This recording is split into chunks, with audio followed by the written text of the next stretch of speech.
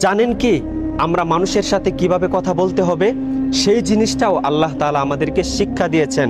Number 1, কথা বলার আগে সালাম দাও, সূরা আন-নূর আয়াত নাম্বার 61। নাম্বার 2, কথা বলার সময় সতর্ক থাকো, কারণ প্রতিটি শব্দই লেখা হচ্ছে, সূরা কাহাফ আয়াত নাম্বার 18। নাম্বার 3, সুন্দর ও উত্তমভাবে কথা বলো, সূরা বাকারা আয়াত নাম্বার 83। নাম্বার 4, অনর্থক ও বাজে কথা থেকে বিরত থাকো, সূরা মুমিনুন আয়াত নাম্বার 3। নাম্বার 5, কণ্ঠস্বর নিচু রাখো, সূরা লুকমান আয়াত নাম্বার 19। নাম্বার 6, বুদ্ধি ও চিন্তা ব্যবহার করে কথা বলো, সূরা আন-নামল আয়াত নাম্বার 125।